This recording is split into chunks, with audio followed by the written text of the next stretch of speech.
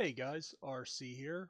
Welcome back to our next video in the Draft Day Sports College Football series. Um, Last one we had done training and we had started looking at how to do red shirts. There was actually a good question that was posed over on the website over at Wolverine about this very subject. Here we go. And basically, it was saying, noticing that the computer control teams were in 25 to 30 players were being redshirted. Um, so they were wondering if that was normal. I don't know the answer to that. Basically, you have 11 starters on offense, 11 on defense. You have a kicker and a punter. You might have a couple of specialty gunners on special teams. But I figured you need somewhere around 68 players to have a three deep depth chart everywhere on your roster. And that leaves you with about 17 red shirts per year, or total red shirts, which is going to be per year because you can only redshirt a player once. And but I still think 17 might be a little high. So I'm not sure the exact answer to that question, but it was something that was brought up. So I thought I would at least mention it. But going in again, let's see. I want to look at my kickers. Now, see, I have three kickers here. Now, this guy's a senior. Normally, I would just cut him outright, but because he's a senior, he's going to fall off my roster this year anyway. Both of these guys are freshmen. Accuracy, so he's my least accurate. So let's go ahead and redshirt him. Uh, I don't see the need for more than two kickers. I mean, honestly, in the other game, kickers never got hurt ever. So, so anything more than one kicker was a waste. But you were forced to have two on your roster. So, I think I'm going to go ahead and redshirt him. That will leave Michael Whitworth as basically my starting kicker or my kicker of record this year. Although Lucas has a 97 accuracy rate. Um, hmm, Kicking power's way up there too. So even though he's only a 1 star, let's see this. So he's a 96 overall, and Whitworth is a 79 overall. So here's an example where your rating really doesn't mean everything. Remember, we talked about how the ratings in this game are more abstract. So this guy's a 96 overall based on all the kickers in the game. And this guy is a 79, so certainly nowhere near, even though he's a better rating. Now, all that means is he may have more upside that you can improve him over time uh, into his um, into his categories that he needs as a kicker. So he would be my backup this year, just looking at these numbers all in and of themselves. Um, anyway, so that's how you would redshirt a player. So you could go in and add a red shirt, you can take off a red shirt, you can cut a player. Let's see, let's take a look at punters. Same thing, my senior is going to fall off this year. Now, maybe I want to keep the guy I think is going to be my better punter to where he has and redshirt him to keep him with 4 years of eligibility, possibly. So let's see, that's a 76 overall, 81 overall. So yeah, we're going to go ahead and redshirt this guy. And then that way he has 4 full years and this extra year of development. Now, I'm not going to spend a lot of time redshirting these guys. So now it has RS showing here. All that means is he's been redshirted at some point in his life, in his career. And I typically only redshirt freshmen, although you can redshirt sophomores or juniors. And for example, it may benefit me to redshirt one of these guys to where they have an extra year. Instead of ending up with 3 seniors, I would end up with 2 seniors and a junior at some point. Let's see. So how about, let's go ahead and do that. We'll go ahead and redshirt him.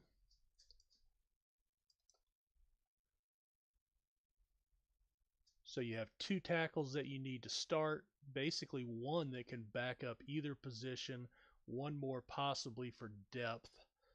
So I'm going to go ahead and redshirt my freshman here.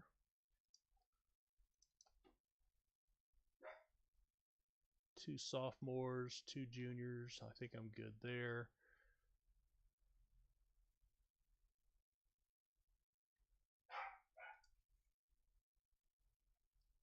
He's got really good hands. Agility's a little low. Speed is only average. And one thing I don't know in redshirting, again, I try not to compare to the old game, but that's the thought process that I have, is how that game handled certain things. When you would redshirt a player, if it was a very high level player, then they might get upset at being redshirted, and then they would transfer at the end of the season. They would walk out on your team and transfer to another school. Even if they might be the starter next year, if you upset them by redshirting, then that could lead to some issues with that player down down the road. I don't know if they have transfers in this game. Again, if anybody from Wolverine watches this wants to comment in below the video about transfers, that would be great, because I think that would come into play on whether you wanted to redshirt players or not. Now, again, you can see how many receivers I have. So let's see, we've got 2, 4, 6, 8. I've got 10 receivers on my roster. Now, again, comparing to the old game, I had to have a minimum of 5, but you were limited in the number of scholarships that you had.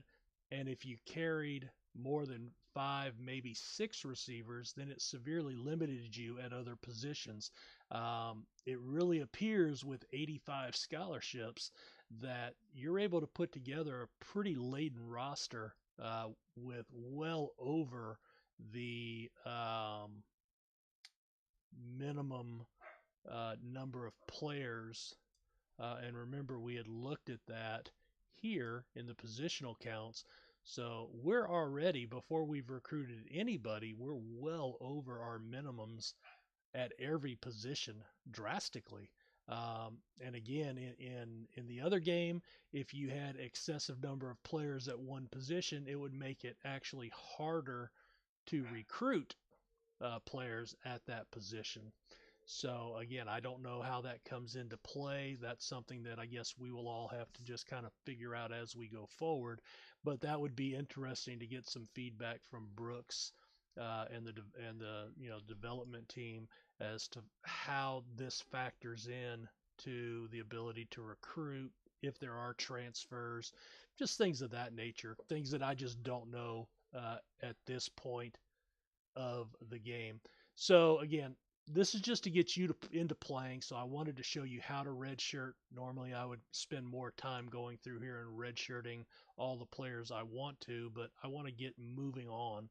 So hopefully you understand how to actually use a red shirt, remove a red shirt, and then at that point we've done everything that, well, let's see, we need to go back and recruit again. Now, we still don't have any points here, but you can change these up each week if you wanted to, right? So, you can move these around, and looks like you do not gain these points back until a player signs. So right now we have 21 scholarships available. We have 29 recruits out there. Let's see. I want to see if... All right, he is unscouted still. All right, so we've put scouting points in. I'm just waiting to see when these scouting reports start to pop up. And I'll check that every time that we move ahead. I don't know if it's once a month or what. So again, I'd always used auto recruiting when we were in beta. So this is all kind of new to me. All right, so we've got our points spent. We've set our red shirts. So let's go ahead and set those red shirts. And it gives you your warning. So you can cancel, go back and change some more things, or you can hit OK and move ahead. All right, so we're going to do that. It's worked.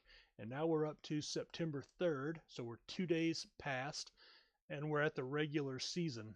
Okay, I'm going to click on his scouting report here. Still unscouted.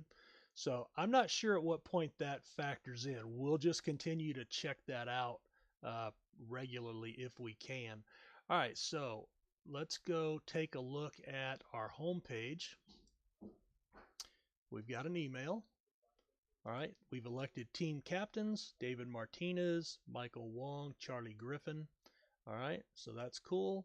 Recruiting season has started. We have a total of 21 scholarships. We expect you to bring in elite recruits, including a couple in the top 50.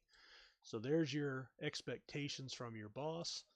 Again, that last email doesn't disappear even once you delete it until you click back on home or switch screens. So that's a little weird, but that's okay. All right, we've already got our points distributed. We already said nothing showed up here in scouting. Let's take a look at our schedule. All right, this is done. We did this, and that's done basically for the year. So this week we are playing Washington, which is the Washington Huskies, Washington Snow Dogs here in the game. We are going to go to our roster, check our depth charts. I'm running a lot of spread, remember, from my game plan last video, just in this particular option, and that's interesting. It has not saved. So we're going to set all. Okay, so that's interesting. I didn't realize that. I never caught that before. So evidently you have to make sure you come in that it will not save your depth charts from week to week. That's interesting. I would think the only reason you would want to ever redo your depth chart is due to an injury. So why that wouldn't carry over week to week, I don't know. But that's okay. That is good to know. So you have to come in here to your roster, set your depth chart. It appears weekly. All right, so we've got that done. And that, remember, we used all. So if we look at defense, kick returns, dime. All right, so all of these are populated, so that's good. Let's see, going into game plan. All right, we did use the auto set here, so we'll just check that again, and it does change it a little bit. Now, somebody had made the comment, so I want to just kind of take a look at some of these numbers here. So like 4th and long is a vertical 87. So we have, pro on the first 4, 33, 34, 45. I'm going to hit auto set again. Let's see if any of those numbers change. Somebody insinuated that they did, and they do. So the question on the forum was, if the AI is setting this based on your current week's opponent, in this case Washington, why would the AI change its mind every time you hit that button? It should set what should be the best possible, in its opinion, game plan for you to use against that team. So again, have not heard an answer back on that yet, but that was a question posed, and that's one of the reasons. Ask your questions over at the forums, because a lot of people are going to have the same questions that you have, and by answering it, getting it answered once, it'll answer it not just for you, but for a lot of other people. So head over to the forums and ask those questions, and there's going to be a lot of questions in the early going. There always is. with a new release. So that is something that's kind of unusual. We do have those specific playbooks, those customized playbooks, the ground and pound and the super pass that I set up. But this first week, I want to go with what the game's telling me. So we're going to save that. We are going to go to, well, we've got our depth chart, we've got our game plan, so we've done everything. We don't need to train anymore. That was just a one-time thing during spring training. And at least I think it is. There may be during the season, so that's where you would want to create a new early season, mid-season, late season type training schedule.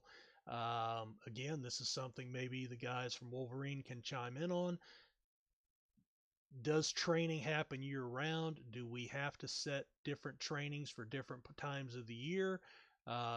Or is this just that one time for spring training when we first started the league?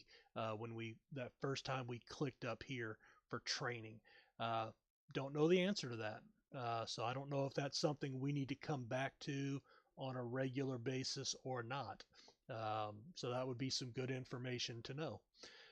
So at this point, but again, we're into the regular season. We have set our depth chart in the roster tab. We have set our game plan in the game plan tab. We've already done recruiting. There was no change from 2 days ago when we moved ahead. So now you notice it doesn't use the 2 arrows. It has the football lit up. So that's actually, this is to advance, but this is to actually play the game. Now, here's what's going to happen. We're going to click on that. Once we've got our game plan and everything done, let's click on that. And it brings you, here we are, week 1. You can click on to look at bowls, playoffs, which we don't have any right now. Here's the games, and you can scroll down through this list, and it has every game listed for that week. And here's your options. You can sim 1 week, so just week 1. You can sim the season all the way through the end of the year. When I was doing this in beta, I do not believe there is a way to end that. A lot of games, if you're simming a season, you can like hit the escape button and it'll stop wherever it's at. It'll finish out that week.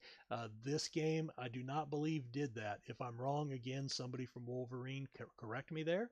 I don't want to put out bad information, but I don't recall that we were able to stop. In fact, I think we had some crash issues with that. Hopefully the crash issue trying to stop it was fixed, but I don't recall that it actually allowed you to stop the game. Or you can sim multiple seasons. So let's say you want to have some history built up.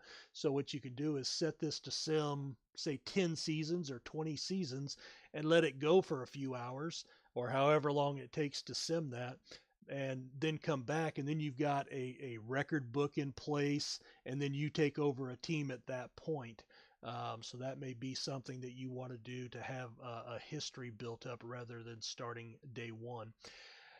Now, the other option is you can come down. Now, we're LSU, remember, so you notice all of these have sim game or matchup. We have play game or matchup. Now, if you hit play game, that'll bring you into a play calling option where there's a 2-dimensional viewer that shows what happens on each play. You'll actually call the plays. You'll decide what pass play, what run play to run, what defense to be in on defense. I always sim because I play online leagues mostly, and you don't get to play the games out. So that's something you might do in a solo league on your time if you want to do that. I am just going to sim. So I don't have a sim option, so I would just hit sim week up here. So we're going to hit that. And here you see the games working through all the games that week.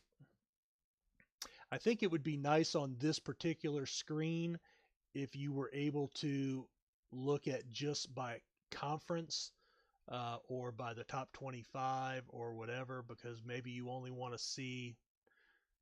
All right, now don't worry about that. It did just disappear, but it will come back at some point. at some point. Okay, usually it pops right back up, but there is a little bit of a lag after the sim. So now you notice it's changed to week 2. All right, well, I'm going to go ahead and save the game here and overwrite my save just to where I don't lose anything. Uh, Not sure if you need to do that. It's just something I have gotten in the habit of over a decade plus of playing text-based sims. So let's see. All right. There we are. All right, let's go back to week 1. And LSU has won their game 42-26 over Washington. So here you have your box score with your by quarter score, your leaders. So Reed went 19 of 30, 452 yards, 3 touchdowns, 2 interceptions. Watts had 27 carries, 154 yards, and a touchdown. Griffin, 4 catches, 187 yards, and 2 touchdowns. Now, you can go back now and watch the game, and it'll bring up that two-dimensional viewer. You can look at the game log, which gives you a play-by-play for the entire game. All right. Or you can look at the box score, which just gives you the recap. Offensive player of the game, defensive player of the game. Again, the box score up here at the top. Your scoring summaries down the left side. Team stats. So let's see, we gained 677 yards, but we gave up 502 yards. So my defensive coordinator's fired. We went 19 of 30 passing for 452 yards, 15 yards a pass. Time of possession, we had 2 interceptions, and they had no turnovers, so that's actually pretty surprising. Then you have the individual players, quarterbacks, running backs. So we averaged over 5 yards a carry between our 2 running backs. They were over 4 yards a carry with their running backs. Receivers, kicking, they missed an extra point. They had 2 for 2 on field goals, both of them inside 40 yards. I actually went 4 of 4 and including a 50-plus yarder, so that's pretty impressive. That was an option in the other game. You could set the maximum distance that you wanted your kicker to try a field goal from. Because sometimes that game would tell you, it would default on your AI suggest to say a max of 58 yards. But then at the end of the season, your guy would be like 1 of 7 on 50 plus yard field goals. So, you might want to dial that back. That's not an option in this game. Without that, you just kind of hope that your AI coach is pretty intelligent. Now, we don't have coaches in the game, so I don't know if there's what the algorithm is for determining what the maximum length field goal will be, but evidently there's some coding in the game to determine a maximum distance based on something, I would guess. Your defense, your tackles for loss, sacks. Yep, not sortable. I do like these to be sortable, so if I want to see sacks, it would pop everybody up to the top in order. Interceptions as well. Not so important here when it's just I can fit it all on one screen.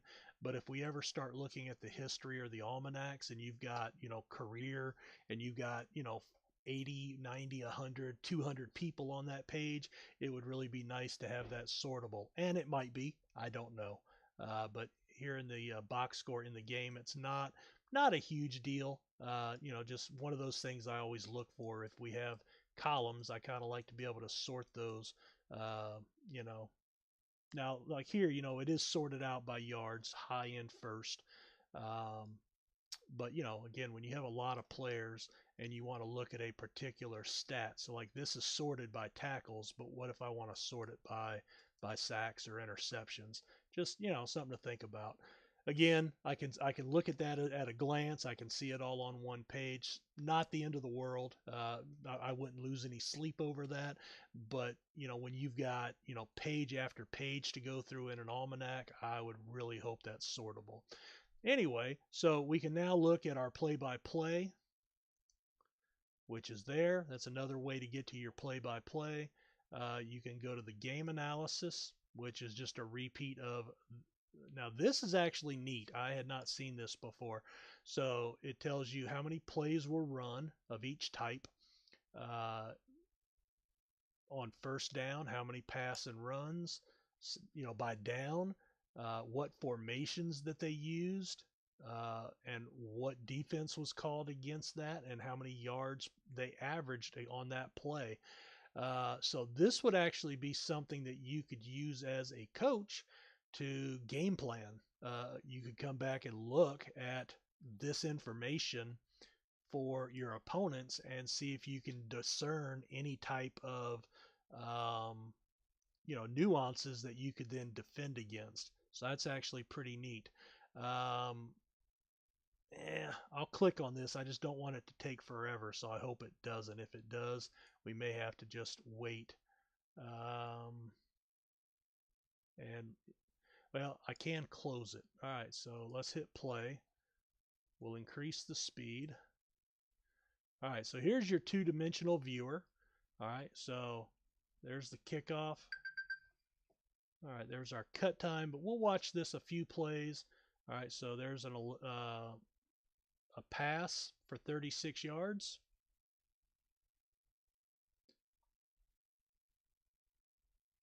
Now you'd have to slow it down a little bit to actually keep up with this, but it basically runs the play and then tells you what happened, down here. So, it is two-dimensional from above. It's giving you those formations, the defense, so you can see what's going on.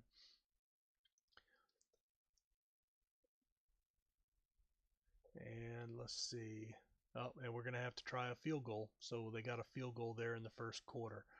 All right, so that's the two-dimensional. Again, I don't use that a lot whatsoever because I'm trying to just get through games, and I don't have the control to call plays in my online leagues anyway, so I don't worry about it. But anyway, so there's your week one, and that shows you how to view your results, what all you can do from in here. And then again, that would automatically go back. Oh, and you know what? Look right here. Ha! Okay, what I was talking about was being able to sort by conference. It's down here. It was kind of hidden. I didn't even see it. I would look for that up here somewhere. But so it is down here. So, hey, that's good to know. And then, of course, we can come up and go to the standings for our conference. And looks like most of the SEC was successful this week. Ole Miss, Arkansas, Florida, and Vanderbilt lost. Auburn put up 51 points. Alabama put up 55. Ole Miss gave up 66 points. So shut out by the Bulldogs by Georgia. So anyway, there's your standings. Now let's take I tell you what, we'll go ahead and put a cut in here. So we've gotten through week one. We've seen that we have to set our rosters and our game plan every week. In fact, let's go ahead and take a look at that again just to confirm that. Just pull up one of our, now see right now, it's still there. All right, so that's weird because last video when we did the depth chart, we did save it. But once we got to the regular season, it defaulted back to blank and we had to reset it. But now it actually looks like once you're in the season, or at least in each game session, before you save and exit the game, it will save your depth chart. So maybe that's just something it was, from moving from the springtime into the actual games that it loses that. So just something to think about. Game plan is still there. Again, I would probably go in and edit this or make changes based on your new opponent for the following week. And I can't think of anything else, guys. Let's see. So we're back to our home page. We do have an email. Let's just take a real quick look there. So here at the beginning of week two, our coaches, so training is an ongoing session. So they are progressing. So this gives you some feedback on what's going on with players in practice, in training. So that may indicate that you want to come in here and adjust these at various points of the season. Maybe you want to, practice a little bit harder. Maybe you want to come off of that a little bit um, later in the year, towards the end of the year. We do have an injury. Oh, you know what? So there's some information.